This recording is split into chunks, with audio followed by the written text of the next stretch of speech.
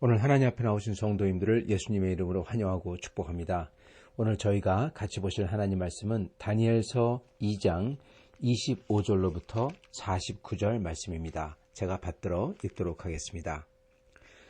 왕이 대답하여 벨드사살이라 이름한 다니엘에게 이르되 내가 꾼 꿈과 그 해석을 네가 능히 내게 알게 하겠느냐 하니 다니엘이 왕 앞에 대답하여 이르되 왕이 물으신 바 은밀한 것은 지혜자나 술객이나 박수나 점쟁이가 능히 왕께 보일 수 없으되 오직 은밀한 것을 나타내실 이는 하늘에 계신 하나님이라. 그가 느부갓네살 왕에게 후일에 될 일을 알게 하셨나이다. 왕의 꿈 곧 왕이 침상에서 머릿속으로 받은 환상은 이러하니이다.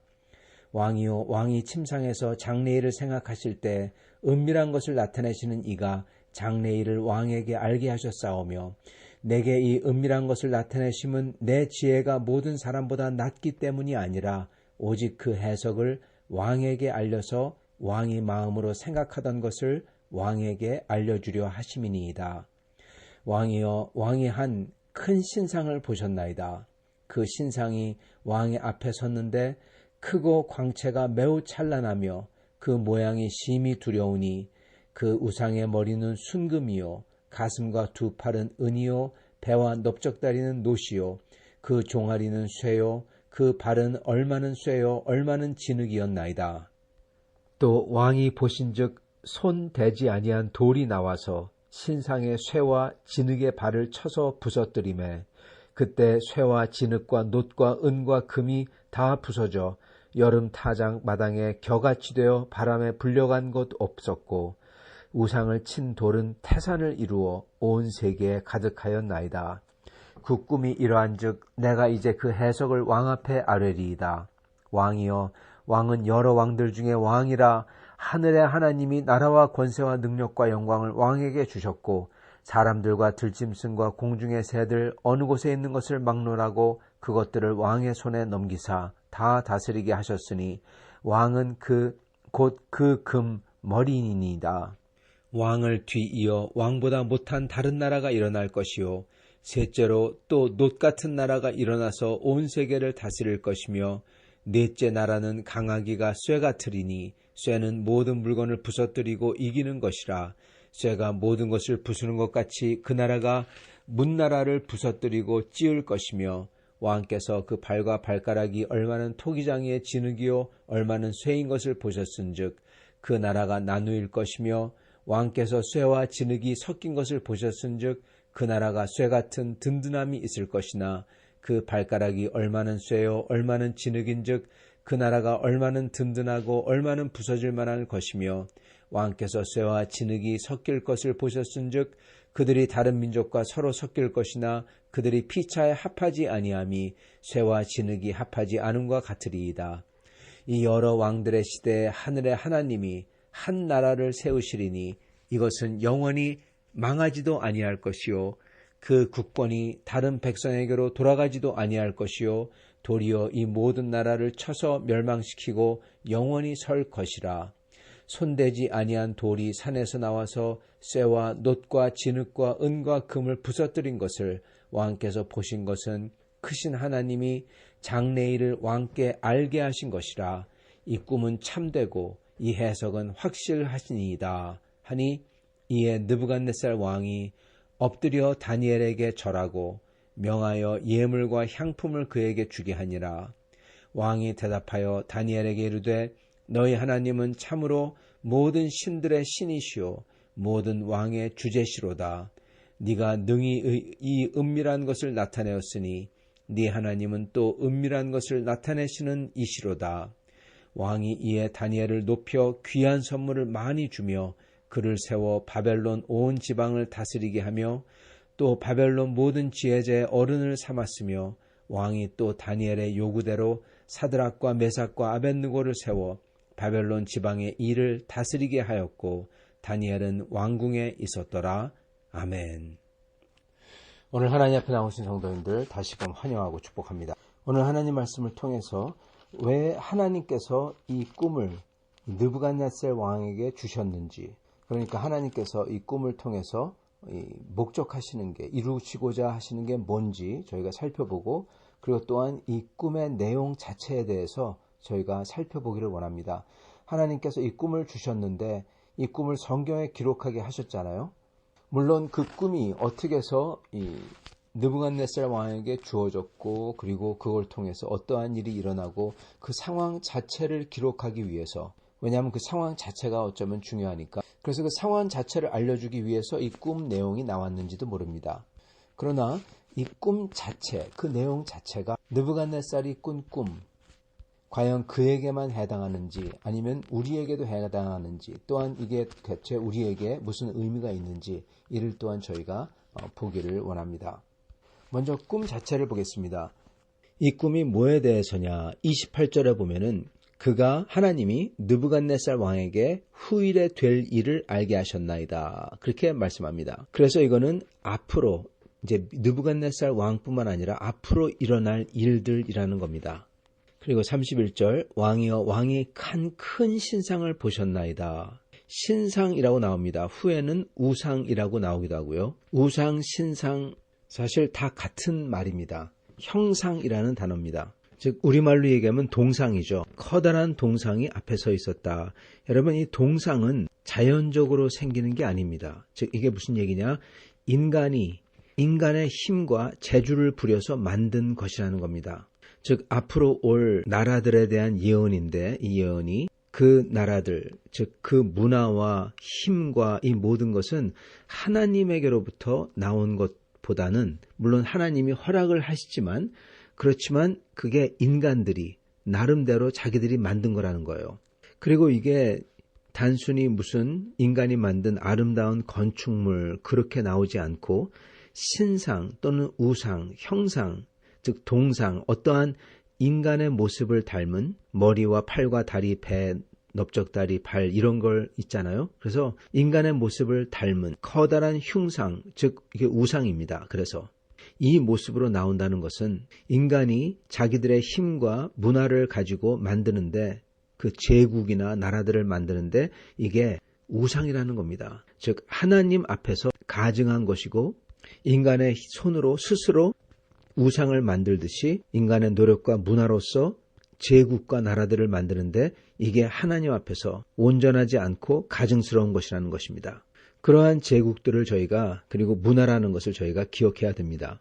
그 신상의 머리는 금, 가슴과 팔은 은, 하체 넓적다리까지는 놋, 종아리는 쇠, 발은 쇠긴 쇠인데 진흙이 섞인 쇠. 그래서 다니엘이 이거를 해석하기를 머리 금, 이건 곧 현재 느부갓네살 자신이고, 즉 바벨론 제국이라는 거죠. 그리고 바벨론 제국이 언젠가서는 다른 제국으로 뒤바뀐다라는 것을 또한 여기서 암시하고 있습니다. 즉 바벨론의 영화가 영원하지 않고 바뀐다는 거죠. 멸망한다는 거죠. 그것마저도 뛰어넘는 그 장대한 서사시적인 인류 역사를 얘기하고 있는 것입니다. 그렇기 때문에 이걸 듣고는 느부갓네살이 화내거나 노하거나 그럴 수가 없는 것입니다. 압도적인 스케일과 압도적인 하나님께서 인류 역사를 이끄는 것을 듣기 때문에 자기의 제국이 망한다, 이것을 얘기해도 화낼 수가 없는 거죠.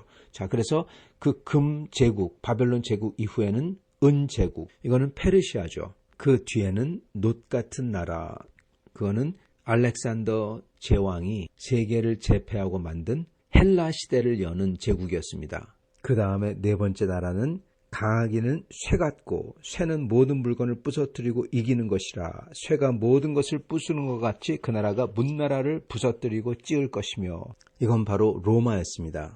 그리고 41절에 보면은 얼마는 진흙이요 얼마는 쇠인 것을 보셨은즉 그 나라가 나누일 것이며, 왕께서 쇠와 진흙이 섞인 것을 보셨은즉 그 나라가 쇠 같은 든든함은 있을 것이나, 그렇게 나옵니다. 로마가 예수님이 오신 이후 시간이 지나서 로마는 기독교를 탄압하다가 나중에는 기독교를 오히려 국교로 받아들입니다. 그런 다음에 한참 시간이 지난 다음에 로마가 동로마 제국과 서로마 제국으로 나뉩니다.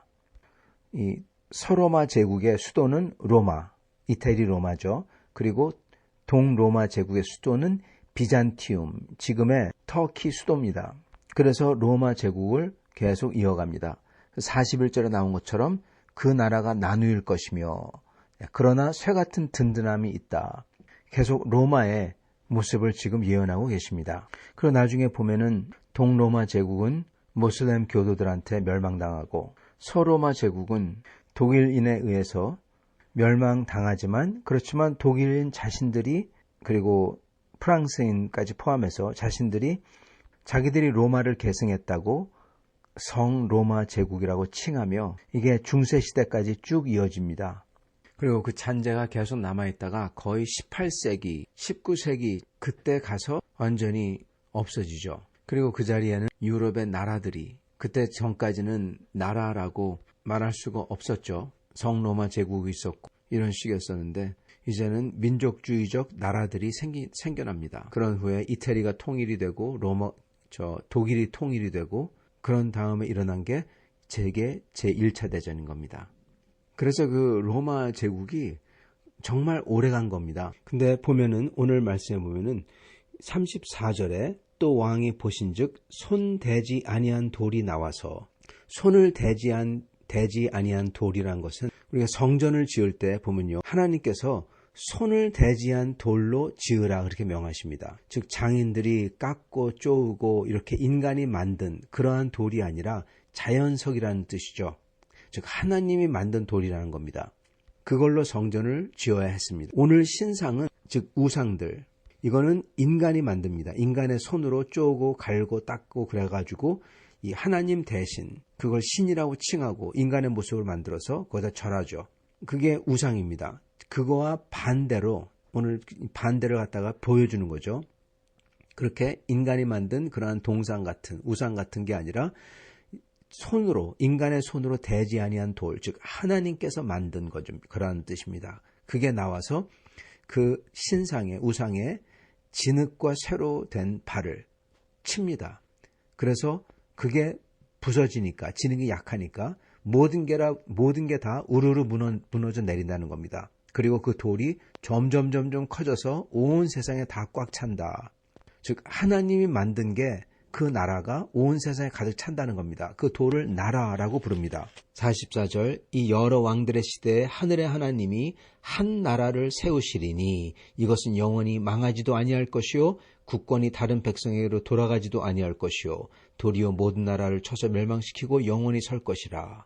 이것을 유대인들은 유대인 나라라고 생각합니다. 유대인 나라가 폭력을 써서 칼과 전쟁을 해서 다른 나라들처럼 그 나라들을 멸망시키고 자기들이 온 세상을 지배한다는 겁니다. 그렇게 생각을 합니다. 그러나 우리는 이게 뭔지 압니다. 이 나라는 인간의 손으로 만들지 아니한 나라. 유대인들은 자기들이 그 나라라고 생각하는데 그러한 심지어 인간적인 나라도 아니라 하나님이 가져오는 그 인간의 폭력과 칼과 창과 그런 나라가 아니라는 뜻을 저희는 압니다. 그 나라는 무슨 나라냐? 로마 시대 때 쇠가 로마라고 그랬죠. 로마 시대 때 그 발을 쳐서 무너뜨리고 그 나라가 점점 커진다. 로마 시대 때 생겼던 역사, 예수 그리스도의 나라인 것입니다. 바로 하나님의 나라, 하나님의 교회, 하나님의 백성. 하나님의 백성은 바로 새 민족, 새 나라라고 하죠. 하나님의 교회를 가리키는 것입니다. 로마 시대 때 시작해서 그 모든 인간의 나라들, 그게 이후에 계속된다고 하더라도 그 로마 왕국의 마지막 신성 로마 제국이죠. 그게 거진 끝에 다다랐을 때 그때 종교개혁이 일어나고 그 후에 로마 제국이 완전히 망한 다음에 1, 2차 세계대전이 일어난 다음에 주님의 복음이 온 세상에 퍼집니다. 그리고 아직도 그게 퍼지고 있는 중이죠. 하나님께서는 이것을 지금 느부갓네살 왕에게 보여주고 계신 것입니다. 자, 그렇다면 이걸 대체 왜 보여주셨을까요? 아마 첫째는 그것을 들었던 느부갓네살 왕으로 하여금 겸손하게 하시려고 하신지도 모르겠습니다. 그렇게 괴팍하고 터무니없는 것을 요구하는 그러한 왕, 그를 겸손케 하심으로써 하나님을 섬기는 백성들이 하나님을 온전히 섬길 수 있도록 해주시기 위해서 하셨는지도 모르겠습니다. 그렇지만 하나 분명한 것은 느부갓네살 왕이 이거를 듣고는 다니엘에게 절하며 그에게 엎드리며 다니엘의 하나님이야말로 모든 신들 중에 신이라고 하나님을 가장 높였다는 사실입니다. 다니엘에게 절했던 이유는요. 다니엘이 무슨 신이라고 한 게 아니라 다니엘이 섬기는 하나님을 경외하기 위해서 하나님의 사자에게 엎드리는 것입니다. 왜냐하면 그 사자는 하나님을 대표하는 존재거든요. 그래서 나중에 그 사람에게 하대를 한다고 하더라도 그 순간에는 하나님의 사자의 역할을 하는 순간에는 하나님을 대하듯 대하는 것입니다. 그게 사실 우상하고도 똑같은 개념입니다. 그 다음 장, 오늘 다음 장이 3장에 보면은 금신상을 숭배하라고 느부갓네살이 막 명합니다. 그게 뭐냐면 금신상이 바로 자기 자신, 느부갓네살 자신을 상징하는 거기 때문에 그렇습니다. 그래서 다니엘에게 느부갓네살이 엎드리는 것은 곧 하나님에게 엎드리는 것이라는 것입니다. 그래서 이 느부갓네살 왕은 적어도 그런 면에서는 하나님 앞에서 겸손해집니다. 그리고 두 번째는 하나님께서 영광을 취하시기 위해서입니다. 이 일을 통해서 온 세상 천지에 하나님, 다니엘의 하나님이야말로 진짜 다른 신들이 할 수 없는 것을 하시는 하나님이다. 이 소문이, 이 사실이 다 퍼질 것입니다. 그래서 하나님께서는 영광을 취하시는 것입니다. 그리고 또한 이로써 전도하기가 쉬워지죠. 그리고 예배드리기가 훨씬 수월해지고요. 자, 근데 이 모든 것은 일부에 불과합니다. 하나님의 뜻의 일부에 불과합니다. 물론 하나님께서 영광을 취하시는 것, 이거는 궁극적인 목적이죠. 그러나 여러분, 느부갓네살이 하나님께 절하고 하나님 앞에서 겸손해지고 그리고 그 당시 믿는 백성들이 전도하기가 쉬워지고 하나님께 예배드릴 수 있도록 문이 열리고 이 모든 것은 큰 그림의 일부라는 것입니다. 더 큰 그림이 있으세요. 더 큰 목적이 있으세요. 그게 무엇입니까? 성도 여러분, 이 기록이 성경에 기록되어 있어요. 이게 누굴 위한 거냐? 이게 느부갓네살 왕을 위한 것만이 아니라는 것입니다. 이것은 바로 우리를 위한 것입니다.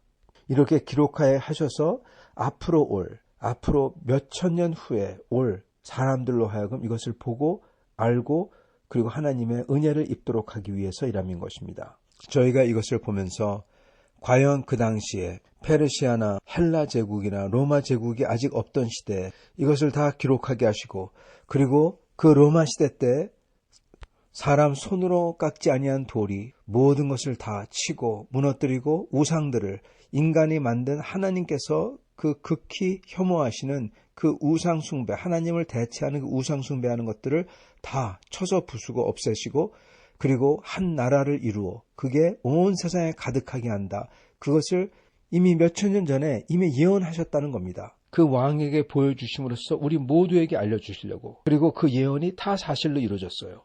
이것을 볼 때 저희도 그 하나님을 두려워하고 믿고 그 하나님께 엎드리지 아니할 수가 없다는 것입니다. 그리고 우리가 믿는 그 예수 그리스도께서 온 세상의 나라를 주님의 나라를 세우시고 그리고 그 나라가 앞으로 새로운 세상에서 오직 그 나라만이 있고 그 나라에서 주님이 다스릴 거라는 것을 믿어 의심치 아니한다는 것입니다. 우리 이전에 수많은 성도들이 계셨습니다. 그들은 그들의 삶 속에서 어떤 분은 즐거운 삶, 어떤 분은 어려운 삶, 어떤 분은 핍박과 어떤 분은 전쟁 속에서 살았던 삶이 있었습니다. 그러한 삶 속에서 이 하나님의 역사가, 이 유구한 역사가 이루어지고 있었던 것을 저희가 봅니다. 그리고 그러한 하나님의 유구한 역사가 이루어지는데 저희가 그 역사 속에서 살고 있다는 것입니다. 그러한 하나님의 크나큰 역사를 알고 저희가 그 역사를 이루어가신 하나님을 저희가 믿을 때 저희는 저의 삶에 일어나는 그 모든 것을 이 믿음으로 이겨낼 수 있게 되는 것입니다. 그리고 소망할 수 있게 되는 거죠.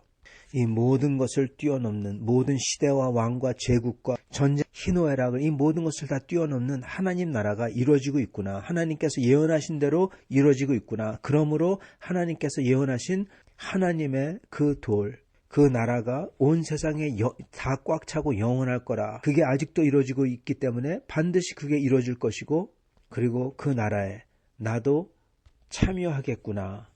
이 믿음이 있게 된다는 것입니다. 사랑하는 성도 여러분, 저희는 우리 주 하나님을 믿습니다. 우리 주 예수 그리스도를 믿습니다. 그리고 그 믿음의 시각의 끝에 이 나라가 있는 것입니다. 그리고 저희가 살면서 이 나라가 그리고 이 역사가 부분적으로는 이미 지났고 부분적으로는 앞으로 남아있고, 이게 분명하게 하나님께서 예언하고 그리고 인도하시는 것을 저희가 보면서 저의 삶도 그분의 손 안에 있는 것을 확신할 수가 있는 것입니다. 하나님은 우리가 이거를 들으면서 이러한 확신을 가지고 주님을 따르기를 원하시는 것입니다. 사랑하는 성도 여러분, 오늘 우리는 이 말씀을 듣고 느부갓네살 왕처럼 적어도 하나님 앞에 겸손하며 하나님께 경외와 공의를 표하며 우리를 사랑하는 주님께서 이러한 세상 역사를 붙들고 가신다는 것을 믿고 저희는 주님을 온전하게 기쁨으로 감사로 따라야 할 것입니다. 이렇게 따르신 여러분과 저가 되시기를 간절히 축원합니다. 같이 기도하시겠습니다.